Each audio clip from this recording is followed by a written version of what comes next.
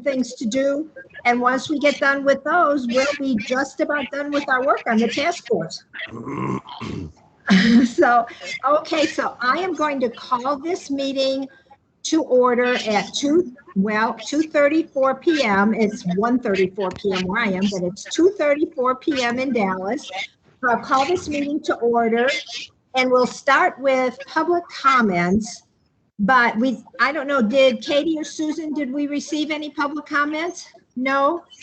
Okay, I did want to mention to everybody that we did get a letter from Texas Campaign for the Environment related to one of our agenda items, which is the landfill community solar project. They just wanted to let us know that they were pleased that the city put a pause on it, and that they were concerned that there hadn't been enough public input, and they were concerned about the impact that that project may potentially have had on the Audubon facility and on the neighborhoods around there. So they just wanted to let us know what their thoughts were. And so I thought I would mention that to you, although they did not ask specifically that it be included in the public comments for our meeting today. So let's go on to item number 3, which is the approval of minutes. And they are for June 11th and July 7th. And I hope you all have had a chance to look at those. Does anybody have any changes, corrections, additions to those 2 sets of minutes? The one question that we did have, and hopefully we got this right, was on the July 7th minutes on the adjournment, we have Alan making the motion to adjourn and Maria seconding it. We think that's right. The tape stopped before the very end of the meeting. But if you all think that that's pretty accurate, we're going to go ahead and leave that in there that way. So if I don't hear any corrections, do I hear a motion to approve those 2 sets of minutes? I move that we approve those 2 sets of minutes. And is that Tracy?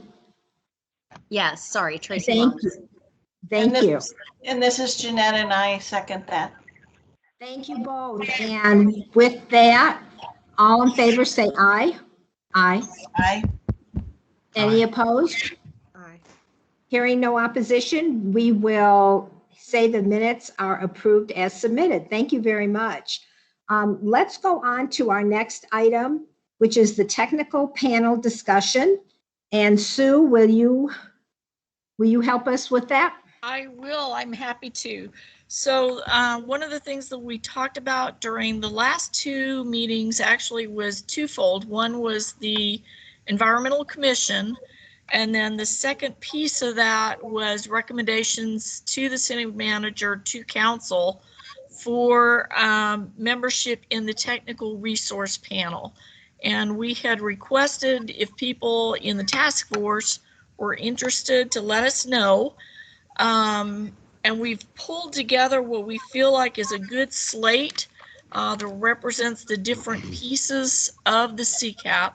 I will tell you, I also know that there are a couple of folks in the task force that are not on this slate, but they are not forgotten. My understanding is Ms. Grayson has talked with some of the council members and have provided them with a list of those task force members that also would like to continue working. And I will tell you that there's still going to be plenty of opportunity, whether it's in the commission as one of the council delegates, in the technical resource panel, or even in the public health committee, standing committee within the commission.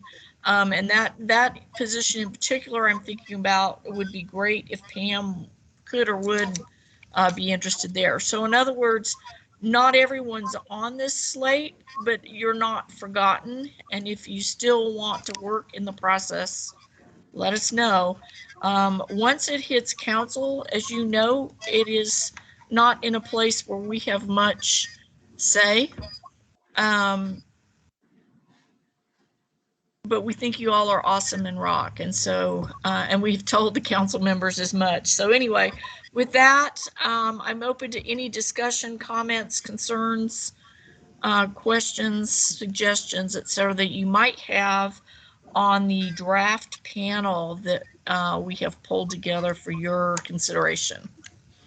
Let me just add to what Susan said, which is that we have told council members many times that we think you all have done a fabulous job and that they ought to definitely consider you for either the technical panel, the commission, one of the committees of the commission, and we want you guys to stay involved because we're so impressed with the work that you all have done. And we are going to ask the council to adopt our slate on this technical panel as it is and not make any substitutions. We feel as though the ordinance that established the Environmental Commission and talked about the technical panel did give the task force the ability to recommend, and we feel strongly that the council needs to take our recommendation. So with that, I will stop and ask, like Susan said, if any of you have any comments or questions. We are going to ask for your approval in a vote. And it seems a little odd, I know, that we would ask people whose name is on the panel to be voting for themselves. But we checked with the city attorneys and they told us that given that we are a task force and not an established board, that we are allowed to do that. That is something that we can do. We can ask our members who are present, whose names are on this technical panel list, they can vote for themselves. And I hope they do. So with that, any questions or comments or concerns? Yeah, hi, this is Michael. Michael? Yeah, just real quick on the people here that haven't served on the committee, or I'm just curious, to what extent do y'all that put together this table of recommended candidates, I read the recommendations and all that, have y'all met, interviewed, asked for more information from people that you don't know that are now on here, or do you know all these people well? I'm just trying to get a sense of the people that I don't know and maybe y'all do. I know that one of the gentlemen was recommended by Jeanette Menier, and we thought that was a terrific recommendation, and she knows him. So we feel like that is somebody who will serve well. Susan has talked to other people and people who know these people. So nobody's name is kind of being pulled out of the air without having sort of vetted them first with people who know them, people who know their reputation for doing good work in that field. So yeah, Michael, everybody has been more or less vetted in terms of being an expert in that particular area of the CCAP. Okay, and they understand the framework of what they're getting into and their commitment for the time and the duration and how. Okay, good. I'm just trying to understand what. Oh, those are all really, really good questions, Michael. Okay. Thanks. We did tell them that it is a 2-hour, one time a month commitment right now, but it's always the possibility. There's always the possibility of having more meetings or a little bit larger time commitment. And they all said they understood that. Okay, I heard another question. I think Alan. Yeah, my name is spelled incorrectly. Oh. Hoffman's with 2 N's, and then on my email, more importantly, my email is Hoffman with 2 F's and 2 N's. So if this is going to go out to the city, I just want to make sure I have my right email address. My bad, I'm sorry. 2 That's F's okay. and 2 N's. Yeah, we'll be sure we spell it right when we submit it to the council. Thank you. I mean, that's important. I want to make sure I get the meeting notice because I've been known to be late sometimes. So. Well, it would also be nice if you got the notices, which you wouldn't if we misspelled your name in the email. So, okay, great. Any other comments, questions, concerns? Seeing none, we're going to ask for your vote of approval for this slate to be submitted to the full council for approval.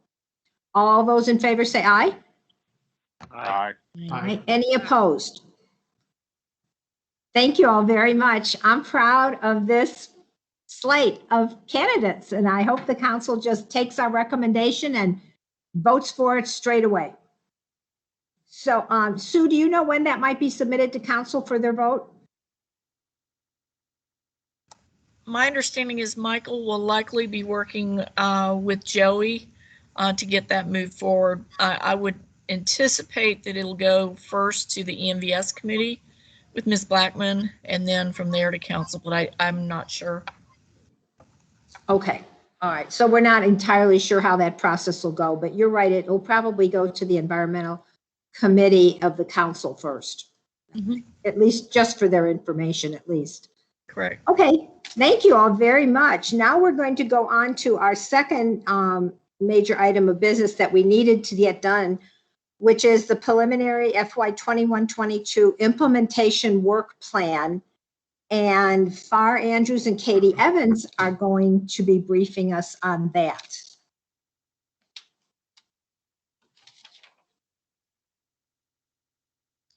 And I was muted. Thank you so much, Ms. Grayson. Katie Evans, Climate Coordinator in Office of Environmental Quality and Sustainability.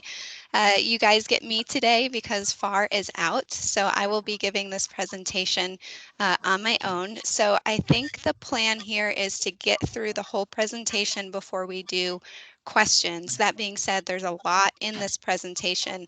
So Madam Chair, if you want to stop me at any point to take questions, I'm happy to do so. You know, Katie, I think I would like to go section by section. Okay. So, you know, once you finish briefing on buildings, let's take buildings questions and then energy questions. And I think that would be helpful to do it in order. Sure, sounds good. Is that okay with you? Absolutely, yes. Okay, great, thank you. Okay, I'm going to turn my camera off so I don't get distracted by my face. Okay, so this presentation is about the fiscal year work plan for next fiscal year. And so what we're looking at today is, let's see, I'll go to the next slide.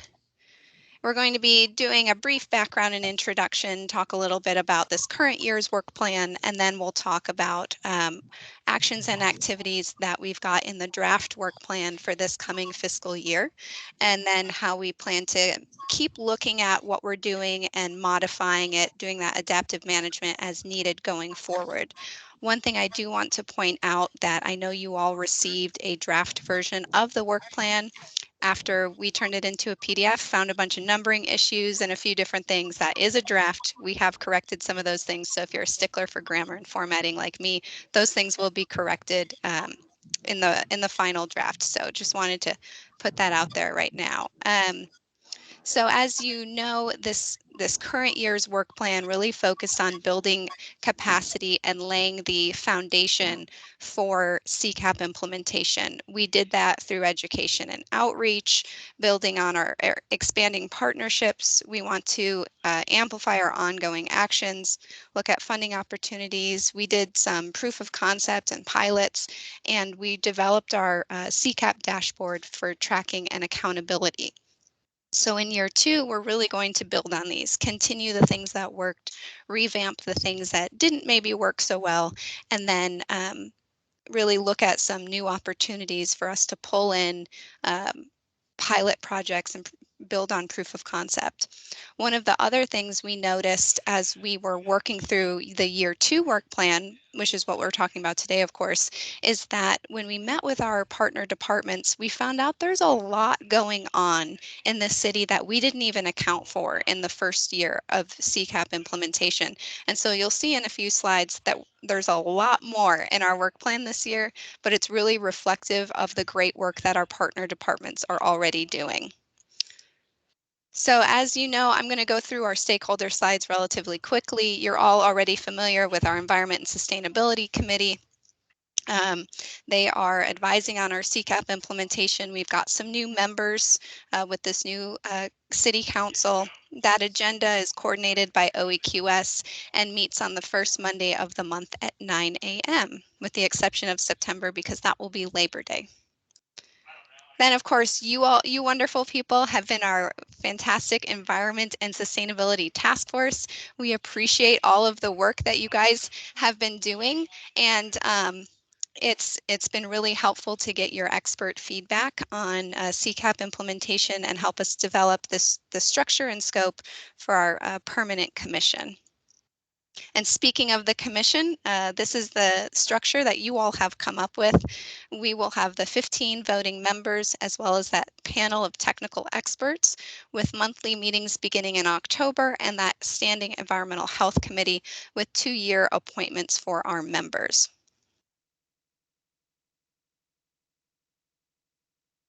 Sorry, I'm going to switch my screen so it's a little bit bigger for me. Okay, and then we have the RISE Coalition. This is our regional effort.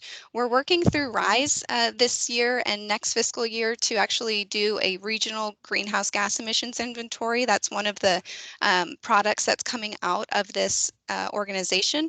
This is a network of cities in the North Central Texas Council of Governments that are supporting and initiating sustainability and environmental initiatives. So this is a great way to share best practices, network with our neighboring cities, and align our regional initiatives. Then, of course, last but not least is our LEAF stakeholder group.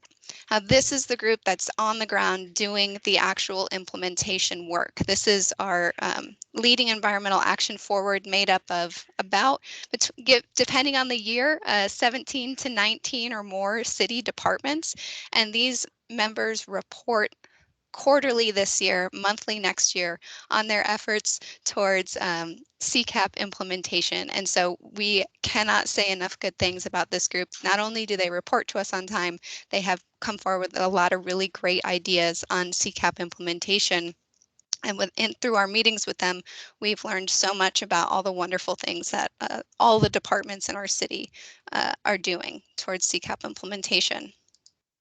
And speaking of city efforts, we are continuing to make sure we align CCAP with the many plans and efforts ongoing in the city. So everything from Forward Dallas, which is the update to the comprehensive land use plan, to our upcoming urban ag plan, the urban forest master plan, our strategic mobility plan, and sidewalk master plan. Lots of plans, but OEQS staff continues to be engaged with other departments to make sure that their plans match with our plans and our plans match with their plans. So there's a lot of ongoing communication there as well.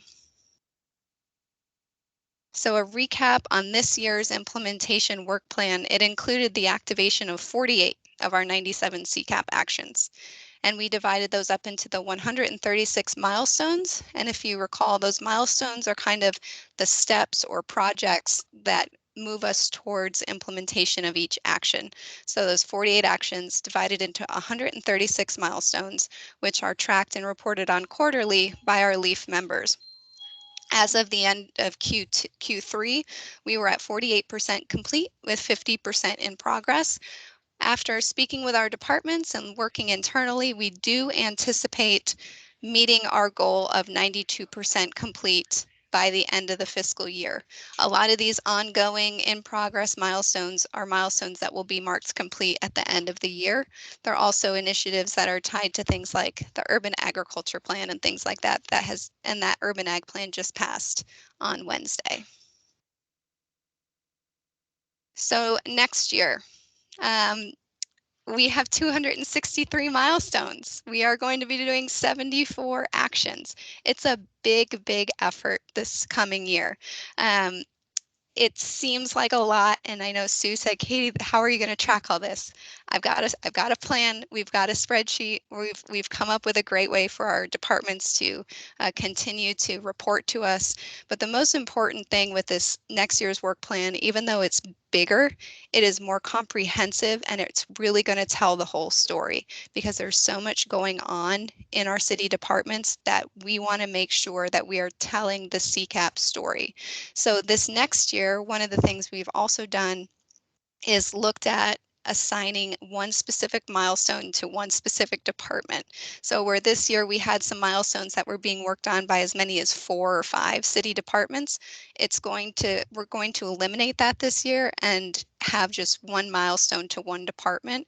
And so because of that, we've kind of had to break things up a little bit more, which resulted in more milestones. But that's going to make that monthly tracking a little bit easier when you only have one department responsible for each milestone. And we'll talk a little bit more about what those are in the next slides.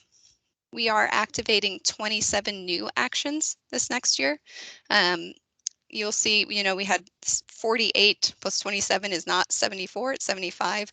We actually removed action T5, which is the high-speed rail.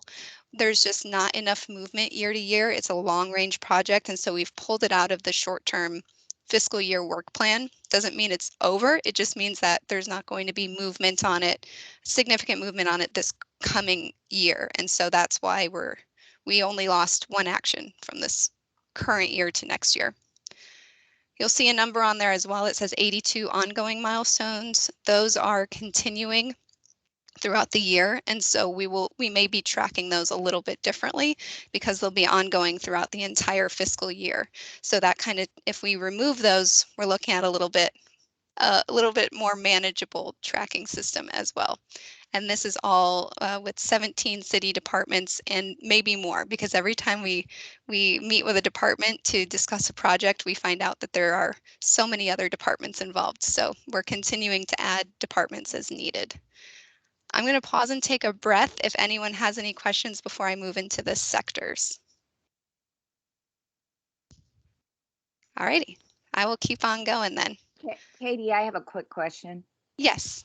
I see that you've got draft over 21-22. When do you anticipate that to be blessed, or Sure. so to speak? Great question. So we have met with all of the city departments that will be involved in the work plan this coming year. And that's how we came up with these milestones, right? And so we've put them all in this draft, and that's what we're presenting to you. Once we get feedback from the task force, we will incorporate that as needed and then submit the draft to the departments for their blessing. And once we work through that process, we will have the final version, which will, I'm not sure if we'll bring that back to you all. I think then that goes directly to the ENBS committee at their October meeting. So the final version will be approved by the ENBS committee at their first meeting in October. Thanks. Sure. All righty, so we'll move into the sector slides. Now, some of these have a lot of text on them. I apologize. I wanted to make sure I include everything. I want to point out as we move through these slides, if you see something highlighted in green, or in green text rather, that is something that came out of a direct recommendation from this task force. So at our last two meetings, we discussed what you all wanted to see in this work plan for next year. And so between that and our conversations with the departments, we have come up with these actions and milestones, and I've highlighted the ones from you all in green. So for buildings, we will have 11 of the 16 actions in the building sector underway, with 5 new actions activated in this coming fiscal year. Those actions have to do with energy efficiency education, weatherization programs, electrification programs for existing buildings through our housing department. We've got our greening factor for new development and some updates to our code. Total, we've got 41 milestones in this sector that are we have involvement from aviation, building services, housing, economic development, development services, and OEQS. As a side note, development services is the new name of sustainable development and construction, pending approval of this budget. So if you may see those interchangeably in the work plan, but once that's all finalized, I'll make sure it's consistent throughout the document. So some highlights. I know you all got a draft version of the work plan, and there is a lot in there. And so what I've done is just kind of pulled out the bigger picture and the highlights of this sector. So under city initiatives, we're looking at continuing our energy management program and efficiency upgrades, developing net zero specs for capital projects, and implementation of resilience hubs on city-owned properties. So evaluating properties for those resilience hubs, and then possibly beginning the implementation of those. This year we developed some of the definitions. Next year we hope to begin implementation. Continuing efficiency education and expansion of participation in PACE, connecting our residents to weatherization programs, building code amendments that support our solar PV and EV charging, and then evaluating our building services department, or I'm sorry, our development services department has agreed to look at the solar app for solar permitting. So that will be part of this. I know that was for you, Michael. So that will be part of, that's in the work plan as well, looking at the possibility of that. Adding software or processes like that can take a significant amount of time. So we are in the very early stages of that. And yes, I will certainly share this presentation after the meeting. We were still putting the final touches on it right before today, so that's why y'all didn't get it in advance. That's it for buildings. I'm happy to take questions on this sector. I just want to throw in that we haven't forgotten about radiant barriers. I just want Ellen to know that. It's part of what we're looking at in the building code amendments. Ms. Grayson has her hand up. That's a quick way to reduce carbon. Thank you.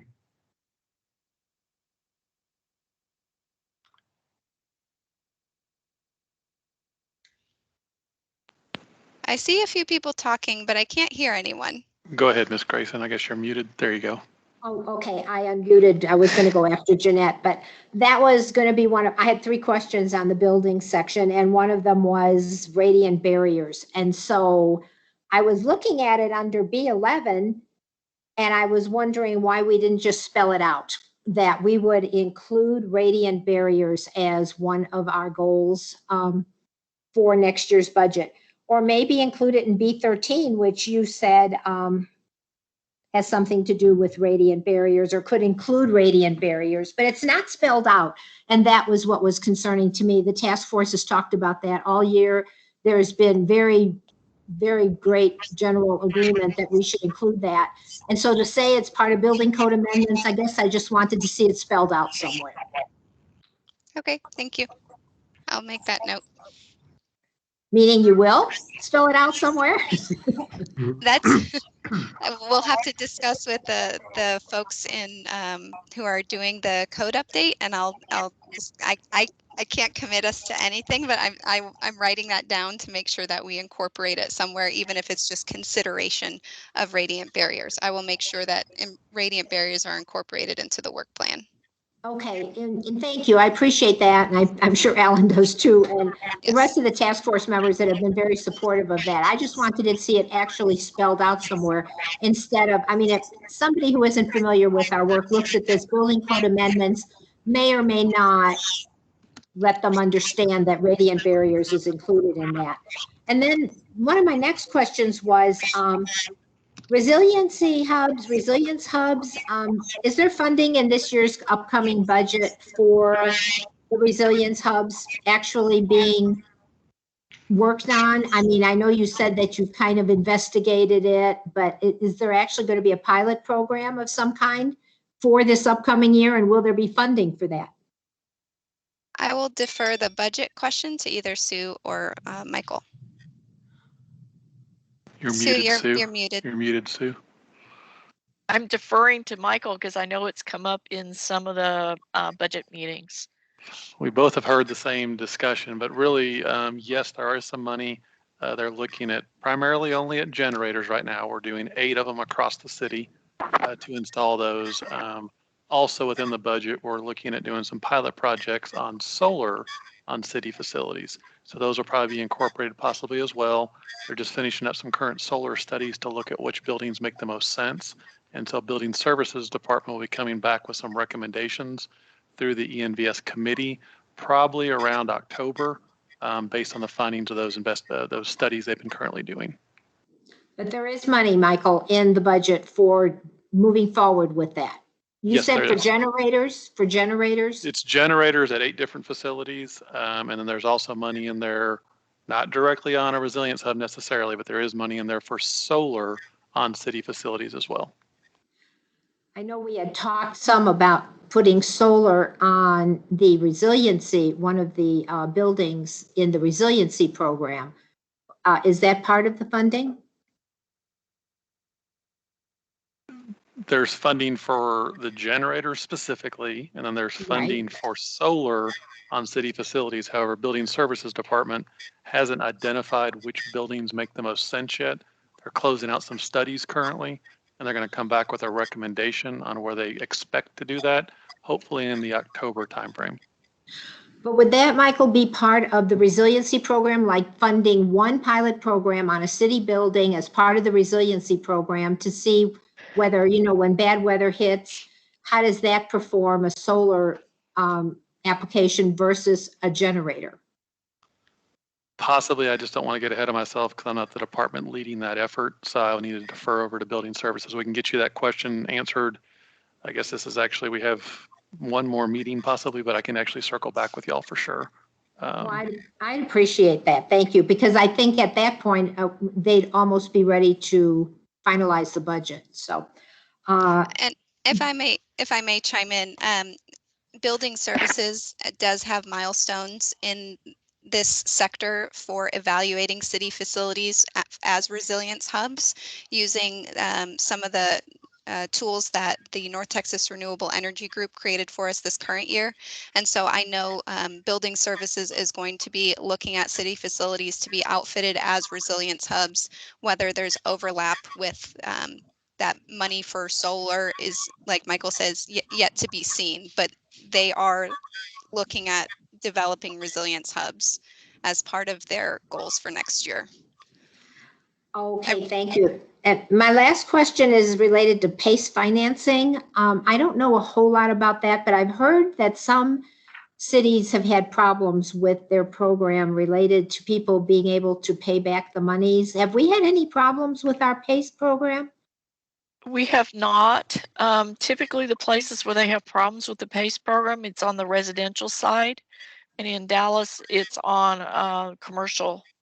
So as far as I know, we have not had any issues with it. It's been a good program. You mean we've limited PACE to commercial? Correct. Okay, thank you very much. That answers my question. Thank you all. I'm done. Maybe Jeanette? Yeah, Katie, I got a question. I think it was on slide 12. I wasn't tracking on the action items, and you had, I thought, B13 on there. Yeah, B13. Yes. But B13, are your action items coordinated with the plan that we just got? Because I don't see that. It's So, B13 on my stuff. So I think so if I have to pull up the actual work plan document, but these actions are the CCAP actions. So these 5 here are the CCAP actions, and then the milestones are under each of these actions. We will be cleaning up the work plan document so that these actions will be listed as headers over the milestones, so it's a little clearer. I just ran out of time. So while this establish urban greening factor requirements is an action in the CCAP, the milestones under it will not read the same. They will be projects contributing to the implementation of B13. Okay, all right. I was having trouble looking at this and going to the plan that was sent out and trying to, because I don't have some of those on my sheets that you have here, and I don't have a CCAP whole plan in front of me. So, okay, got it. That's sure. just a quick question. I'm glad you brought that up. So for anyone else who is kind of looking back and forth, the first column on the tables will list the CCAP action, and then the milestones will be listed next to it. So on page 2 of the work plan, you'll see B13 under development services, consider greening factor requirements as part of parking ordinance reform. So that's the milestone under that action. And like I said, we'll clean that up for the final version. Okay. All right. And I would suggest to make things even further confusing, the planners that have been working on that effort are moving over into the planning and urban design department. So the department on that one will likely change. Same people, they're just calling them something different.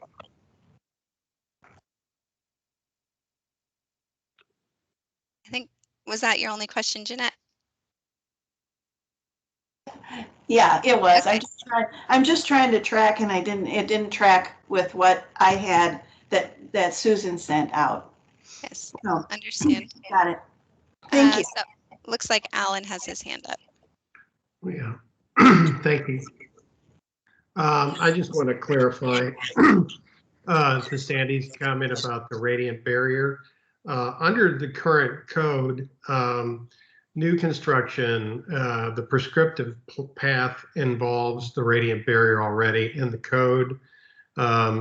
This would be my comment and suggestion with regard to the radiant barrier would be in connection with existing buildings that need to be re-roofed. And that would involve requesting that we, and this would be a big change, and with the problems with building inspection right now, it would be an issue where we would probably need to recommend a third-party inspection company to do this for the roofs, because it'd be a big task for them to issue roof permits and then also add the task of inspecting that these radiant barriers were installed in conjunction with a re-roof. It's, you know, and I know that this is going to add some cost to a re-roof, but for equity, I believe this could be something that could be dealt with. I believe you were mentioning, would this something like this qualify for PACE loans for folks that are having a re-roof? Who would I ask that for? I see Michael Martin giving a thumbs up. So, but For commercial, yes, not residential though. yes, Residential, Texas does not have residential PACE, Okay. Well, unfortunately. Possibly could be covered through the weatherization assistance program, Alan, and that's something, you know, we just need to verify that for low-income individuals and disabled individuals, could be covered with WAP funding. you know, for many of the older homes in some of the older neighborhoods where you've got 3 or 4 layers of composition roof on top of cedar shakes, those are roofs that have to be redecked. And, you know, going with a radiant barrier plywood piece, this is a nominal cost for that. So, I mean, I don't believe that would be really tremendously cost prohibitive for someone, because the cost difference between a piece of OSB or plywood that has the foil back radiant barrier is not a huge cost. Well, now plywood and OSB are very expensive right now, but they are coming down in price. And if someone's having to have a re-roof, that was really specifically the circumstances with regard to the radiant barrier addition, because this would really, as many re-roofs as we have to do, given the hail and problems that we have occasionally with some of the weather events, this is a really a low-hanging fruit for us to reduce carbon, because this is going to improve the performance of the home for the homeowner, reduce energy bills, and also reduce the carbon because of the less energy it will take to cool and heat the home as a result of the barrier. So my other question had to do with on B14, the promotion of passive building design through city zoning ordinance and design standards. Is that contemplate? I mean, I'm a fan of that. We're doing our second net zero home, and most of our homes are passive. But how would that be? Would that be contemplated in residential as well as commercial? Because that's a really important piece. We've been doing proper orientation for years. It is, and I would suggest that it would likely be helpful for us to do some education and outreach on this. When we went and talked to the department, they didn't know what it was. However, when you talk to architects, most of them are pushing the Architecture 2030 program, which is net zero by 2030, and they're all over this. And so it could be that we backdoor this in through the folks doing the design work. Yeah, and one of the things though, and that in the architecture community is definitely cognizant of this. I'm just trying to figure out, really it happens, the orientation of homes really occurs at the developmental stage in terms of how the lots are laid out. And so, and what is the orientation? Where's east, west, and what the orientation of the homes are? A lot of lots in Dallas are north, south, and that's a good orientation. But the thing is, there's ways to deal with that, shading, canopies, awnings, to deal with the passive piece of that. And that's a big energy reduction. And then resiliency, is that that comment with regard to resiliency? How is that factored in terms of residential? I know you were talking at commercial buildings. Is there anything with regard to resiliency on the residential side? We don't have anything in the work plan on the residential side, and I don't know that there's anything specifically in the CCAP other than updating codes for increasing resiliency. This particular action in the CCAP is about resilience hubs, as a community resource. Maybe Sue, is there, off the top of my head, I can't think of something specifically for residential resiliency. I would say weatherization is huge. Well, yes, yeah, that's a good point. And then I know on the ISDs on any new major addition or rebuild, they are installing tornado shelters on high schools or schools that are having major additions or renovations. They're actually doing an 80,000 square foot tornado storm shelter at Bryan Adams right now as part of their renovation. So that's when I think of resiliency, that's kind of what I'm thinking about, because actually under the 2015 IRC and COG has removed this from our requirements in the area, but the code does speak to the fact that homes in tornadic regions need to have safe rooms, and that's been taken out of the Council of Governments took that out in terms of when that code was established and adopted.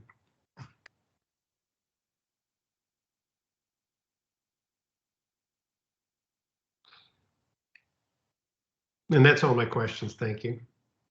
Okay, looks like Michael Martin has his hand up.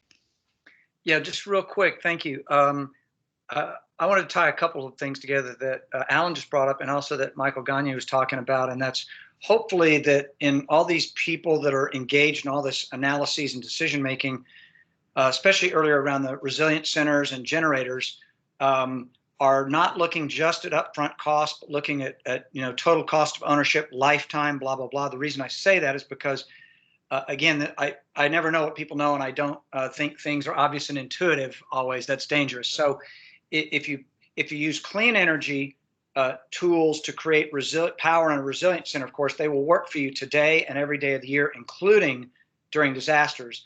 The generator probably is going to sit there and never be used. So I just hope that's the kind of thinking that's going into the analysis of, should we use clean energy for resilient hubs, or should we just do generators and hopefully never use them? Because you don't want to have to use a resilience hub, do you? It's a bad day if you are. So I just wanted to get that out there, because that's a super important way to think about that kind of infrastructure that definitely pays for itself, because it means that cost every day is offsetting a power bill that means it's paying for itself. And a generator will never pay for itself. So same thing with Alan's points about you bake in a more efficient building at residential and commercial level. Those things pay for themselves. It's not just a cost you got to do, but they'll pay for themselves in terms of reduced power bills, certainly in residential environments with radiant barriers, et cetera. So that's got to be the thinking in those people who are doing these analyses. And if they, anyway, so I'll stop there. That's, I just think, super important in terms of decision making around these matters.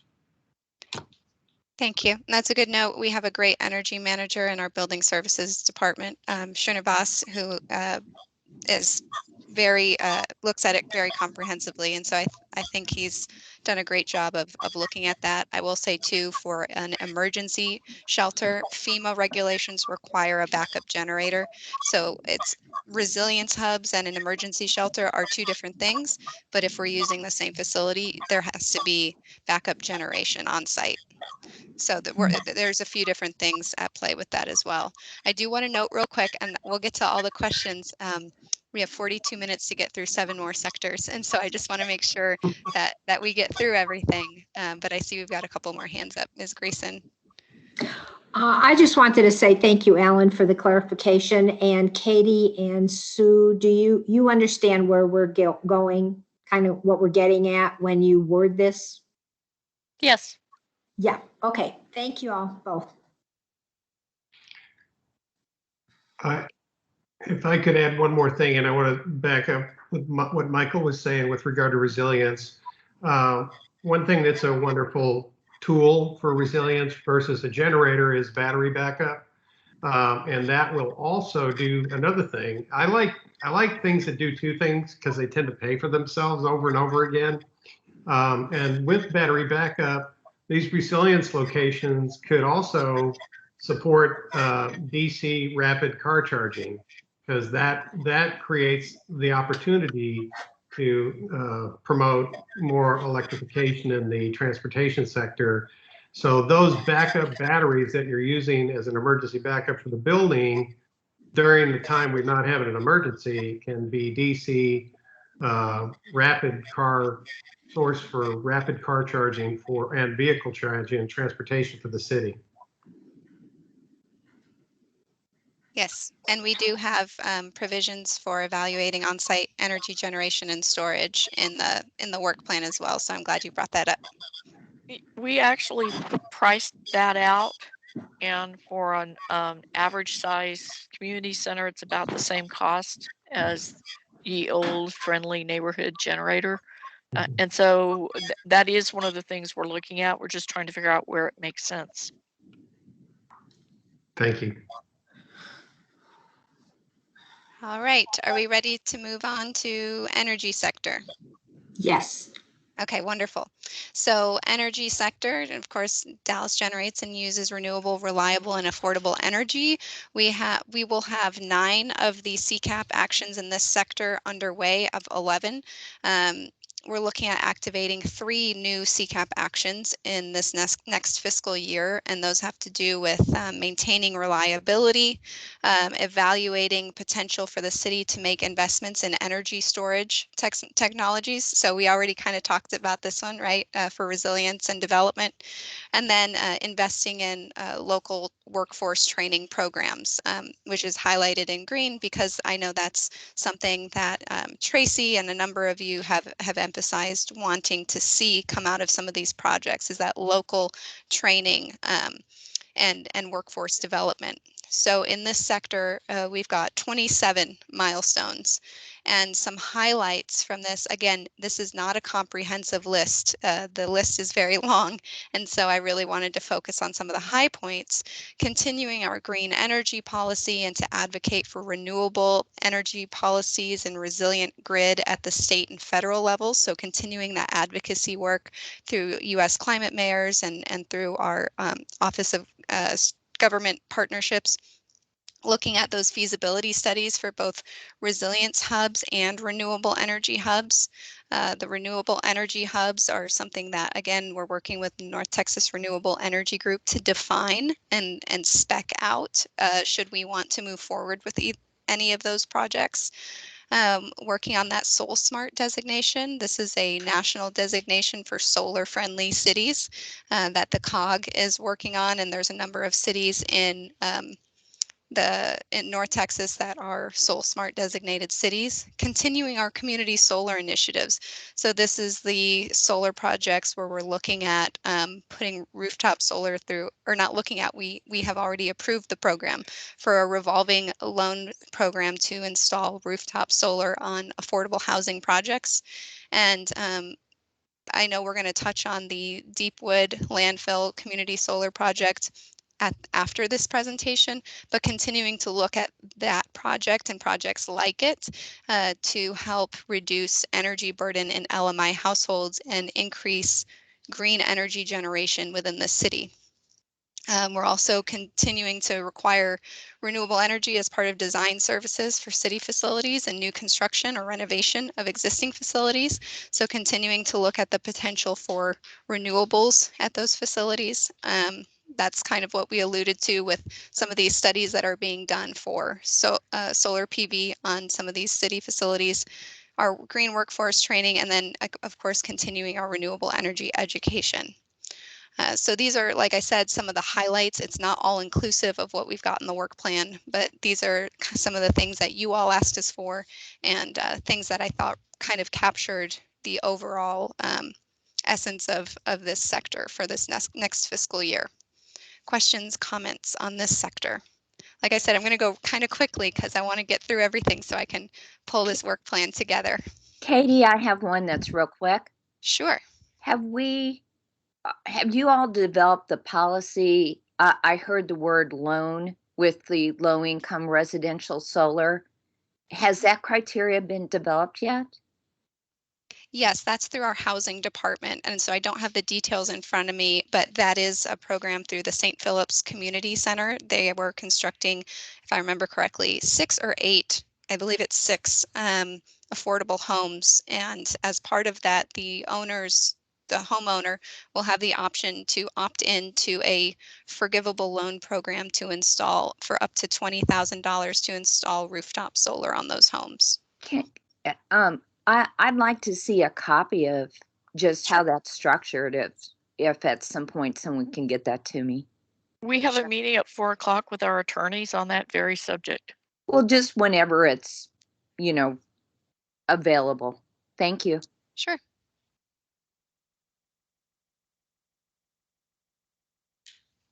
Any other questions? No way. All right. Well, if you think of anything, feel free to put it in the chat and I can get back to you. So the next sector is transportation. We are activating 8 new actions under transportation. Of note to you all is reducing single occupant vehicle use. So reducing those SOV trips. The COG is actually working towards reduction of single occupant vehicle trips by 20% by 2030. And so our goals will align with those regional goals. So we've got these 8 new actions activated. That's 13 of the 19 CCAP actions in this sector, with 27 milestones for next year. Some of the highlights include working with Forward Dallas and the strategic mobility plan, making sure again that our goals align with their goals and their goals align with our goals. Our fleet electrification study with NREL. Over the next year, we are looking at electrifying city fleet. Updating the Dallas bike plan in the current budget, which has of course not been passed. There is a proposal to add at least 18 bike lane miles. And next calendar year, they will start updating that 2011 Dallas bike plan. We'll continue to install publicly available EV charging stations through the grants that we received from the Volkswagen Mitigation Trust and work to reduce those single occupant vehicle trips. We are working with development services, soon to be planning and urban design, or wherever they end up. And we're working with the group that is looking at revising the parking code amendment to support those mode split goals and land use strategies. So what we talked about earlier with the greening factor is going to be part of that process as well. So some of these milestones touch on different sectors within the CCAP, but in this particular instance, revising that parking code amendment is really going to move us more towards a public and active transportation network and reducing those single occupant vehicle trips. So again, not all inclusive of this sector, but just some high points here. And I see Rita has her hand up. Yeah, real quick. Just wondered, do you know how many EV charging stations we hope to install and how many have we done? There is a target in the CCAP. Maybe Sue knows it. I'd have to look it up. I believe it's 1,500. And we are making slow, steady progress. Yes. I just didn't know if we, in fact, had the financing to do all of that, but great. We are getting some grant money through that Volkswagen settlement fund through TCEQ. I believe we might have applications in the works for maybe 30 more through other city departments. And then we've received funds for, I want to say, 10 or 20. I can't remember. But we are making progress through those grant funds through Volkswagen Trust. Thanks. That's all I had.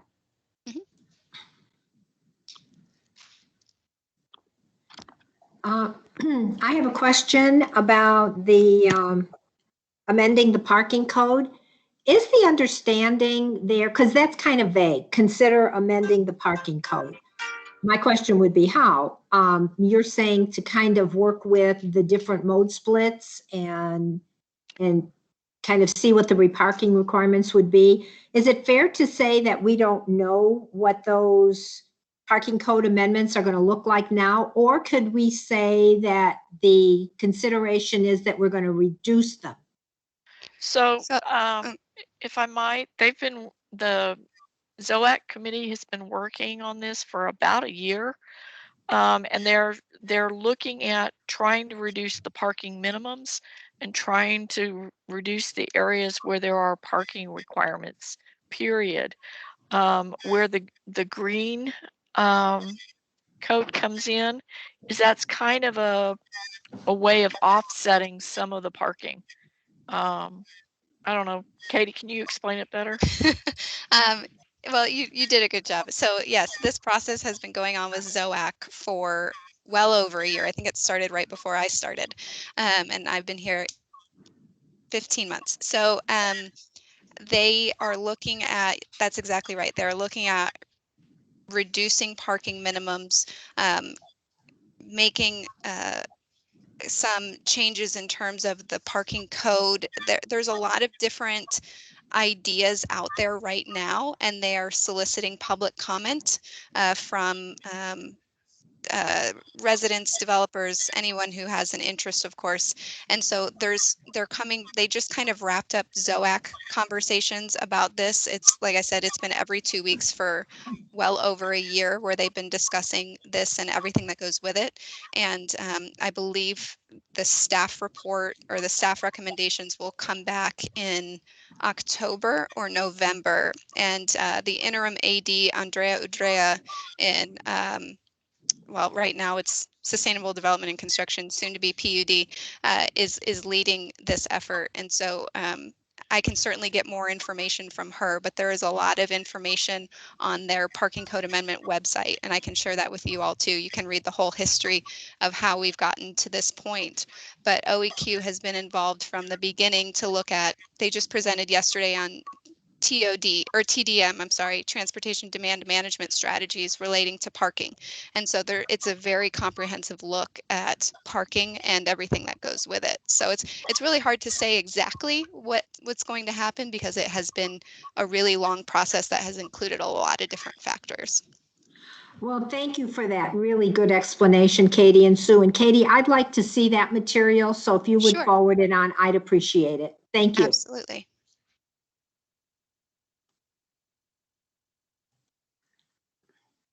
I think, Alan, you have your hand up? Yes, I have just a question with regard to transportation. And this is, and I don't know how we do this because this has been kind of a struggle at the city with regard to on the development side of residential single family development. But Dallas has an ace in the hole, basically, with the shared access development ordinance with regard to using shared access in existing zoning areas. And this is something that does impact transportation in that the shared access ordinance can apply in neighborhoods where we're seeing redevelopment, and especially in neighborhoods where there is limited land supply, but under the existing zoning can happen. But I don't know how we would, and I think we would seek to figure out how to way to encourage sustainable development to really, really do a deep dive into understanding how this is really an advantage in the marketplace on the development side for the city. I do believe that it will really help neighborhoods that are seeking redevelopment and needing housing, and that it helps by right using the existing zoning. This is not I'm not asking for any codification or it doesn't need to. This is merely encouragement of sustainable development to, educate staff as well as the development community on shared access zoning and what that means for a developer and the community.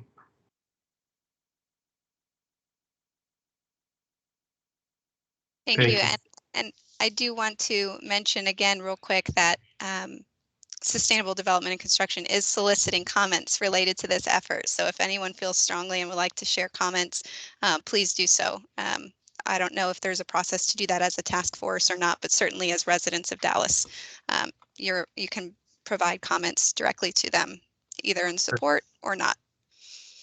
Okay, and I see Dr. Bocalandro has her hand up. Yes, I have to have I have a question.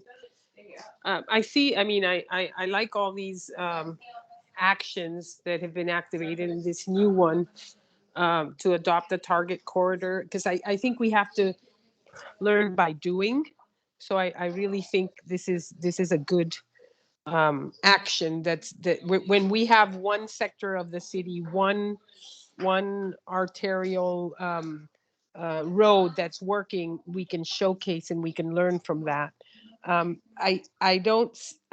think I don't see incentives, and I think there could be some incentives for businesses that encourage, different types of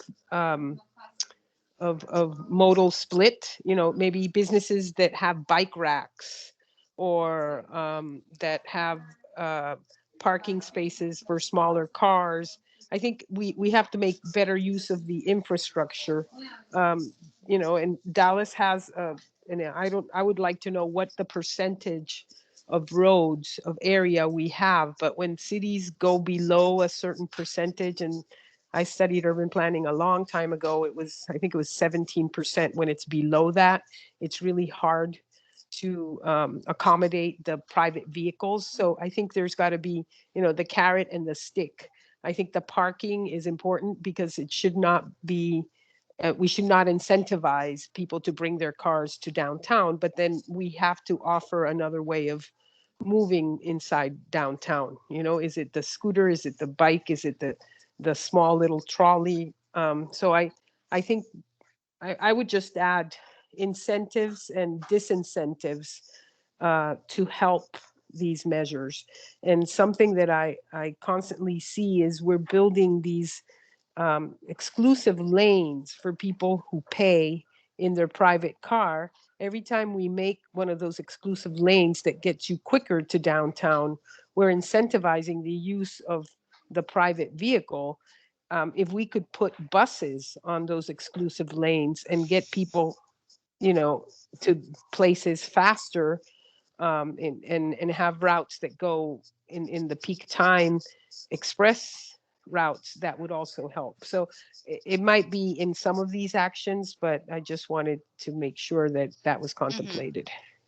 Thank you for your comments. And I do want to mention yesterday at the ZOAC meeting, they discussed transportation demand management strategies as part of a point system for parking reductions, or if, depending on which way the parking ordinance amendments go.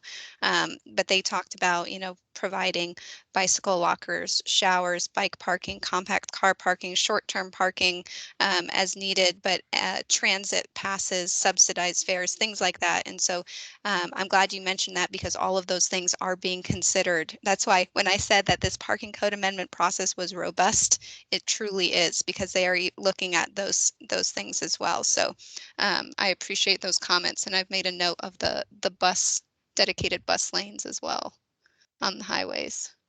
I think that is a TxDOT and DART and NTTA, but get all those folks in the room and tell them what you think.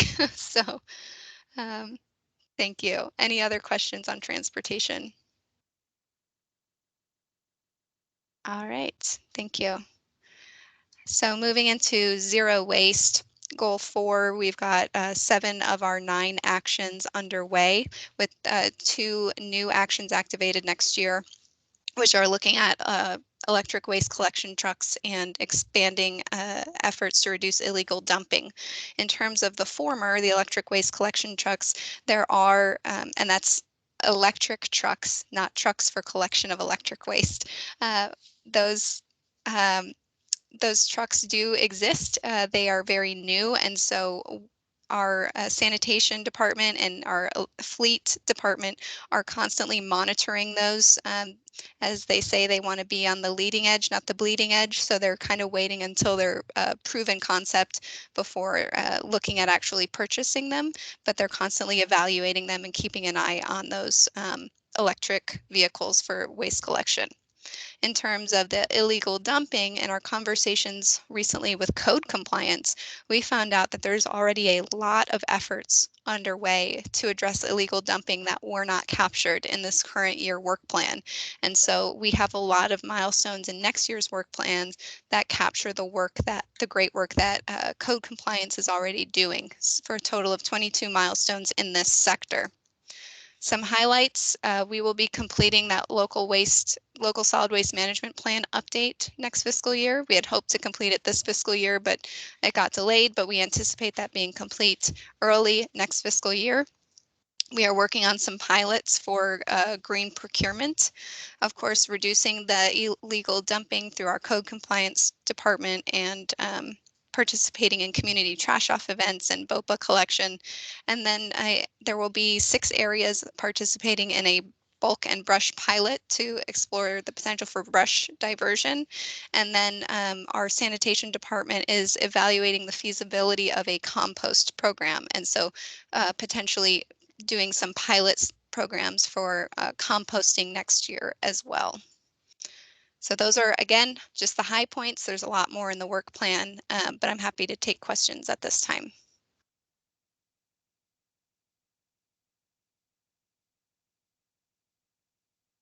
Rita.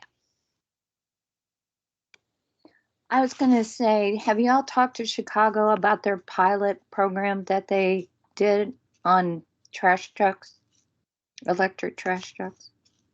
We've not talked to Chicago. I mean, we haven't. It's possible that Fleet or Sanitation has, but if they've got a program, I think maybe we can reach out to them and hear what their experience has been.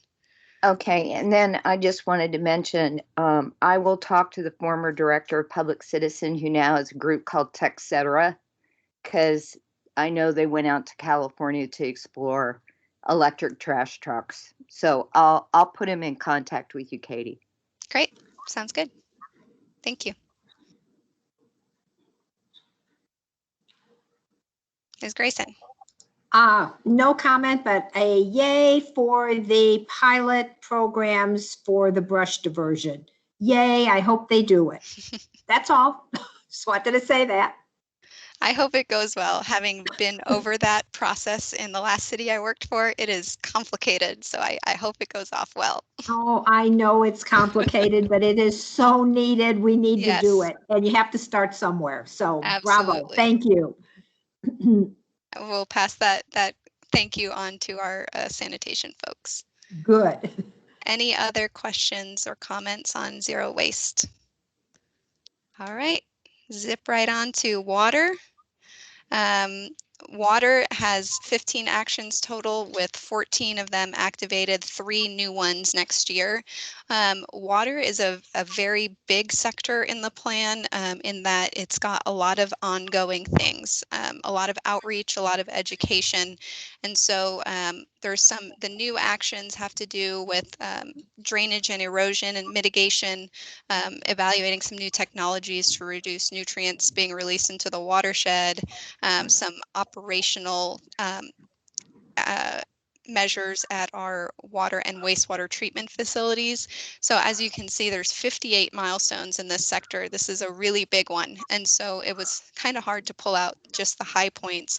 But basically, there's a lot of continuation of the existing outreach and education programs, which include everything from water conservation, leak detection, irrigation systems evaluations, water-wise landscaping, anything that has to do with water quality and water conservation, participating in our regional awareness campaigns. Then there's some activities happening in terms of infrastructure resiliency. So some infrastructure projects related to drainage, continuing our storm drainage system assessment and the drought contingency plan, and doing some emergency planning to maintain services in extreme weather events. As you all know, you know, while we had some water main breaks during that winter storm, we didn't lose any our treatment plants never went down. And so making sure that we're able to have continuity of operations during extreme events. Then of course, water quality monitoring protection and continue to monitor for emerging contaminants. There's some really neat research being done within DWU in terms of tracking contaminants, both biological and not in our water systems. So making sure we continue to capture all of those activities in our work plan. Like I said, you'll see if you go to your work plan, water is I think 3 or 4 pages long. So it's a lot of activity, mostly carried out by DWU. Any questions or comments on this sector?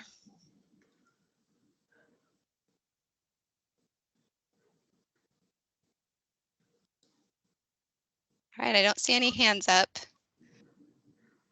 Okay, great. Moving into ecosystems and green spaces, we've got 7 of 9 actions underway with 2 new ones next year. Those 2 new ones have to do with increasing access to green spaces and improving the quality of urban ecosystems. These are 2 actions that we actually found out were underway this year, but that weren't really captured in this year's work plan. So making the effort to make sure, again, that we're telling the whole CCAP story. This is another big sector because there's a lot of departments that touch on this. So a lot of the actions in this plan include parks, public works, Dallas Water Utilities, development services, planning and urban design. I mean, there's a lot of departments touching these. And so we've broken some of these up into a number of milestones to make sure that we are accounting for each individual department's activities. And so some of the things that are happening in this sector next year, starting our tree inventory. So there is a tree task force made up of a number of different city departments that has been established, and they have purchased a piece of software called Tree Keeper, and they're going to be starting that tree inventory. Another exciting thing is this identification and designation of trees as historic tree status. I know that's something that was brought up, making sure we are protecting mature trees. That's something that our tree task force has identified as a milestone they're going to do next year. Continuing our outreach and education programs related to Branch Out Dallas and tree planting efforts. And then that greening factor component of the parking code amendment. Again, I think this is the 3rd place where I've mentioned it because it, again, contributes to so many of the goals within CCAP. And then our blue-green infrastructure, we had a partnership with the Nature Conservancy to look at how we can reduce flood risks with blue-green infrastructure, continuing that type of work and looking at where we can implement things like that. And then, of course, our urban forest master plan, beginning implementation of the recommendations in that. Any questions on this sector?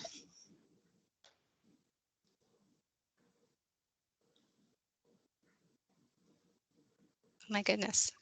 Are you sure? Forever hold your peace? All righty. And I'm going to keep plugging away.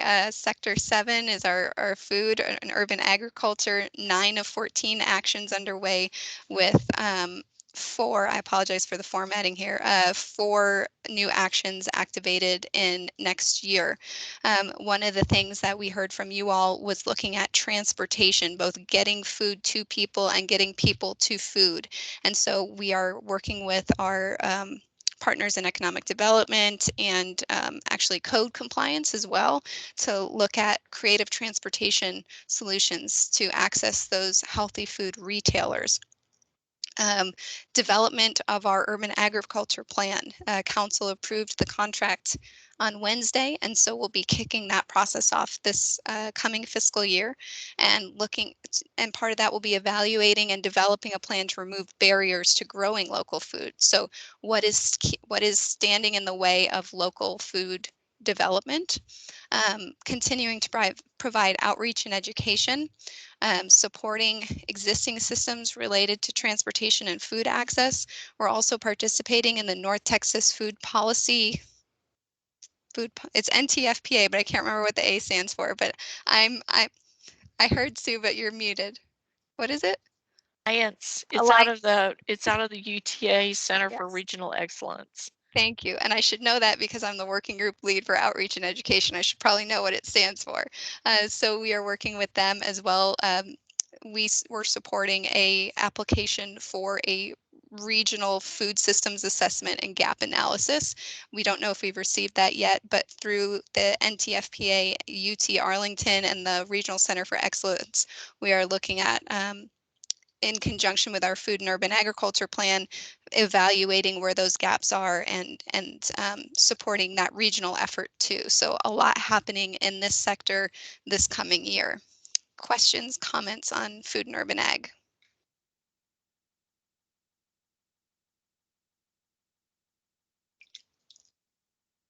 All right.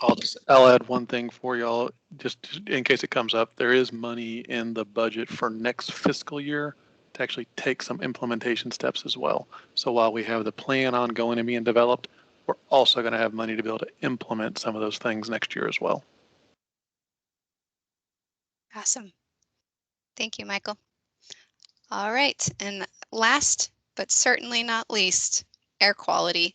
So we have already activated all 4 of our air quality actions, and so there's no new ones to activate, but we do have some new milestones, and this is our friend Arlo the Armadillo. He tells us what the air quality is in DFW on any given day through the COG. So we've got outreach and education continuing to support the COG Air North Texas program and Clean Air Action Day. We will be expanding our air monitoring network through some grant programs and additional funding. We're also going to be working with the Planning and Urban Design Group to expand strategies to address inequitable industrial proximity to residential land use. So looking at the distribution of industrial sources and related to land use. We started this process this year and will continue to build on it next fiscal year as well. So any questions on air quality or air in this sector?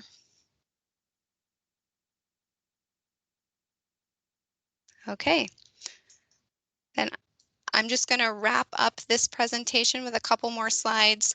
We are updating the greenhouse gas inventory this year using 2019 data. Information from these inventories will allow us to assess where we stand and guide future planning and let us know if we need to make any updates to the CCAP. Of course, we are looking at the 92% of our milestones being implemented next year. It's the same as it is this year. So meeting that goal from the city budget office and it's tracked on our Dallas 365 dashboard on the city website.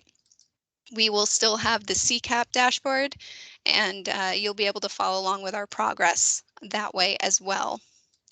And that is everything I've got. I see Rita has her hand up. I'm happy to take any other questions about the work plan. Katie, do you know when are we expected to have the inventory finished?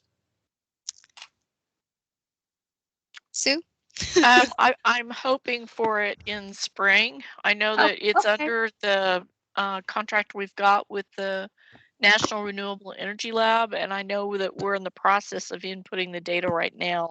But I'm hoping, as you know, we do April reporting overall, and I'm hoping we'll have those results back in time to support that reporting. Okay, thanks.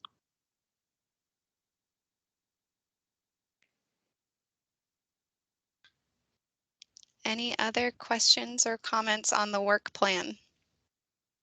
I don't have any questions or comments. I wonder if this is an appropriate time, since we've had questions throughout to just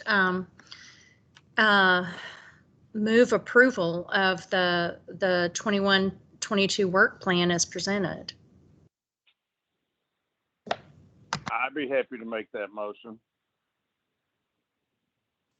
Can you hear me? Can you hear me? Yeah. Yes. Yeah. Yes.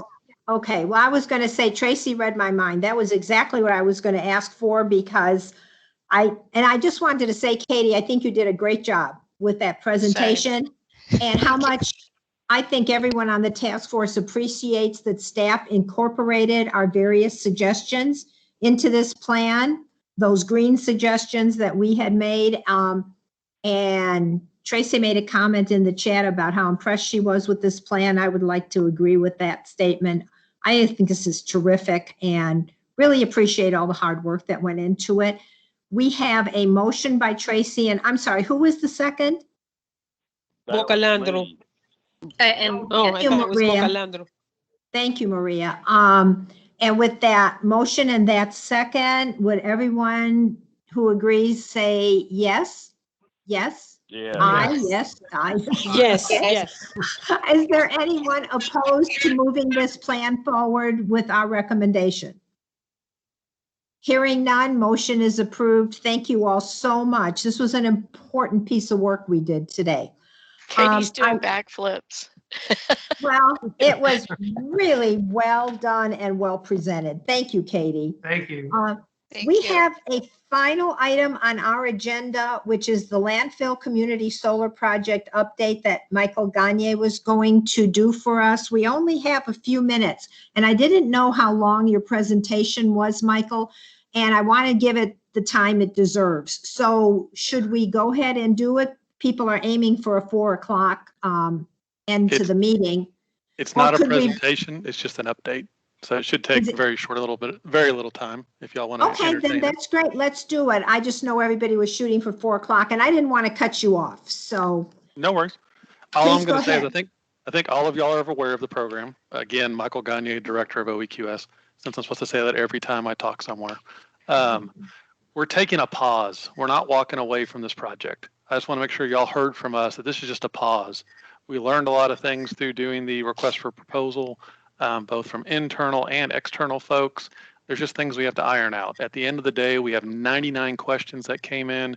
We have to work through those and make this be a viable project so it can be successful, whether it be at this site or another site in the city of Dallas. So we're going to take some time to look at all different areas to figure out where it makes the most sense, give back some options, and put it back on the street. I can't say it'll be next week or next month.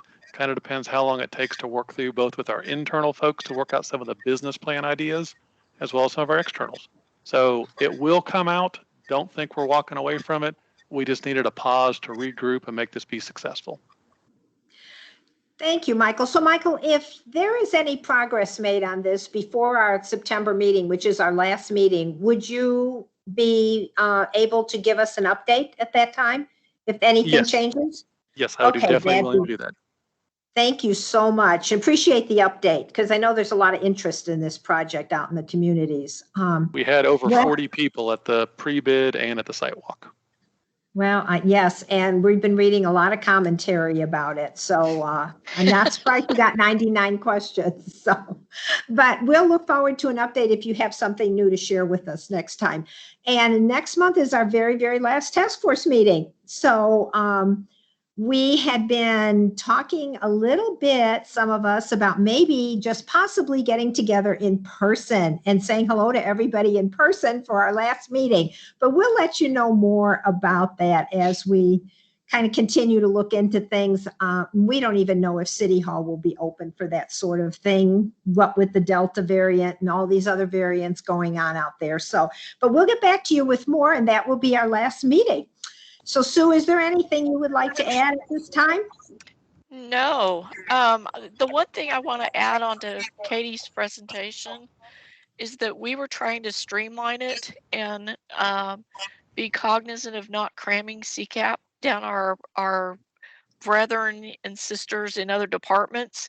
And they really surprised us because they were really excited about what was in the plan and wanting to do more, which is really, really the place we want to be, where our friends across the city are excited about doing the work that we're doing to help really improve public health and improve our quality of life across Dallas.